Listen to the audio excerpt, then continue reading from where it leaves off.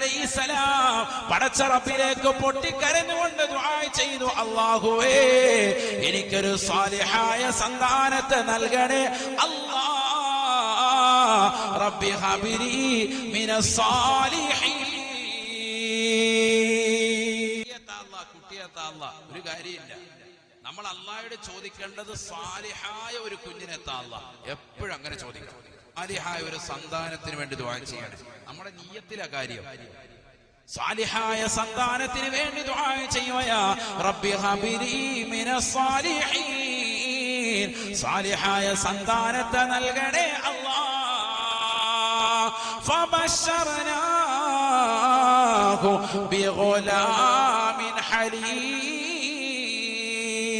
സഹിഷ്ണുതയുള്ളതായ തഖ്വയുള്ളതായ അല്ലാഹുവിന്റെ അടിമകളിൽ നിന്ന് സൃഷ്ടികളിൽ നിന്ന് അത്യുത്തമരിൽപ്പെട്ടതായ ഇസ്മാഈൽ എന്ന പൊന്നമോനെ അല്ലാഹു നൽകിയില്ലേ?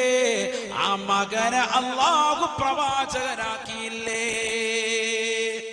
വാപ്പ ചോദിക്കേണ്ടതുപോലെ ചോദിച്ചപ്പോ അല്ലാഹ് കൊടുത്ത മകൻ സൃഷ്ടികളിൽ അത്യുത്തമനാണ്, അത്യുത്തമനാ, അമ്പിയാക്കളിൽ പെട്ടതായ വ്യക്തിയാണ് സയ്യിദുനാ ഇസ്മാഈൽ നബി അലൈഹിസ്സലാം. മാത്രമല്ല മക്കളെ മുഴുവൻ അങ്ങോട്ട് സാലിഹീങ്ങളാക്കി. വവഹബിനാ ലഹു ഇസ്ഹാഖ വയഅഖൂബ് വകുല്ലൻ ഹദൈനാ വനൂഹൻ ഹദൈനാ മിൻ ഖബൽ വമിൻ ദുർരിയ്യതിഹി ദാവൂദ വസുലൈമാൻ വഅയ്യൂബ വയൂസുഫ വമൂസാ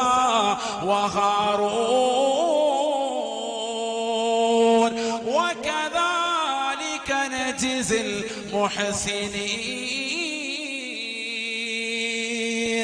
വസകരിയാ വയഹ്യാ വഈസാ